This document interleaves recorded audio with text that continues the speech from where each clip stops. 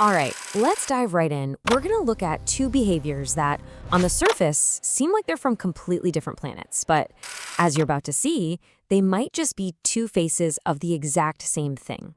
So let's start with a kind of a wild question. What if that person who's super dedicated to their spiritual practice and the person who just has a few drinks to unwind at night, what if they're both running from the exact same thing?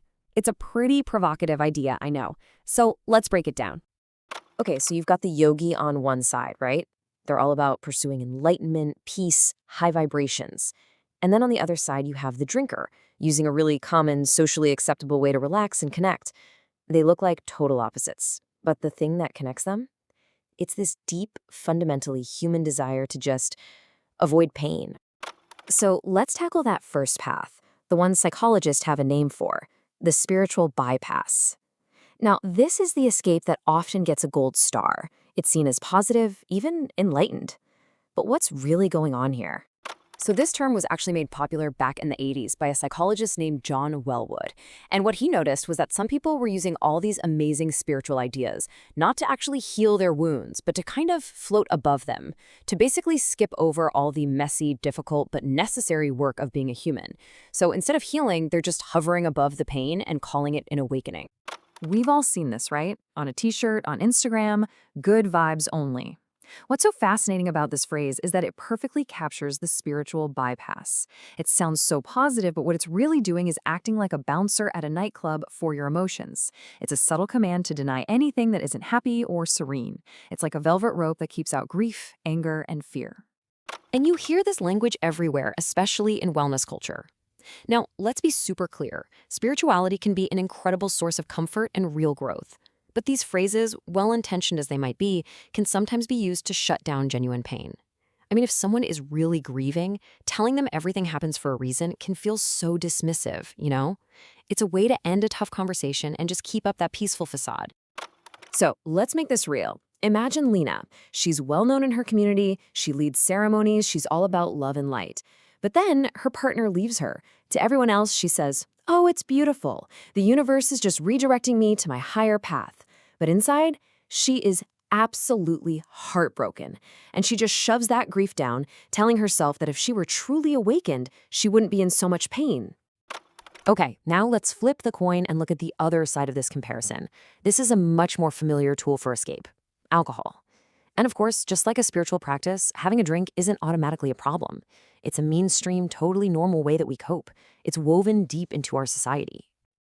I mean, think about it. We use it for everything. We pop champagne to celebrate. We grab beers to connect with friends. We pour a glass of wine to relax. It's a social lubricant.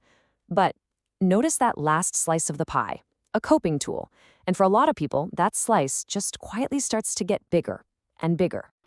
And this is where we meet Mark. He's a hardworking dad, loves his family, but he feels like he's just not quite living up to his own expectations. He never talks about it, though. Instead, after a long day, he pours a drink to take the edge off. And it works, for a little while. It quiets down that inner critic, it numbs the shame and the stress, but only for a little while. And this is how it so often happens. It's this quiet progression. It almost never starts out as a problem. It just starts as one little drink to unwind. Then that becomes a nightly ritual. And before you even realize it, it can become a crutch, the thing you need just to avoid facing those tough feelings head on. So this is where we bring these two worlds crashing together. We have one path that gets praise and another that gets judgment and stigma. But the connection between them, that's where the real truth is hiding. Just look at this breakdown. The tools are totally different, right? Mantras versus martinis. But look at the goal. It's identical. Avoid negative emotions, numb difficult feelings. And that means the inner reality is exactly the same, unresolved pain. But then, look at those social labels we stick on them. One is enlightened, the other is a problem. And this right here is the gut punch. Lena, who's actively avoiding her grief with spiritual ideas, gets told how evolved she is. People admire her for being so calm. But Mark, who's using alcohol to avoid his shame, gets judged. He might be told he has a problem, that he's weak. It's the same internal struggle, but with completely different social feedback. It's wild. So here's the bottom line. When you strip away all the labels and the specific methods, the core driver is often exactly the same. It's a high, desperate need to avoid emotional pain. The spiritual bypasser, the problem drinker, at their core, they're both just trying to find a way to survive their own inner world. So, if both of these paths are just different ways of escaping, what's the alternative? What does real, honest-to-goodness healing actually look like? Well, the most important thing to know is that the real path is never a shortcut. It all starts with something that sounds so simple, but is so hard. Radical honesty. Just admitting, you know what? I'm not okay. And from there, it's about giving yourself permission to actually feel the stuff you've been running from. And this part is key. It means reaching out for support because we were never meant to heal all by ourselves in a vacuum. Let's go back to Lena.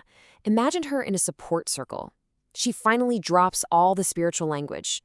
Her voice cracks as she just says it. I feel abandoned, and I'm scared.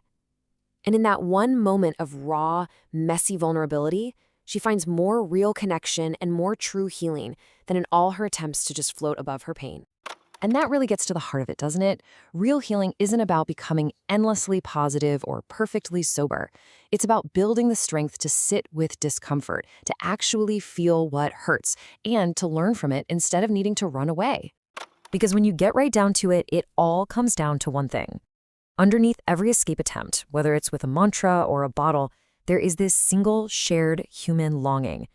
We all just want to be seen, to be held, and to be loved not for some perfect, shiny version of ourselves, but for exactly who we are, messiness and all.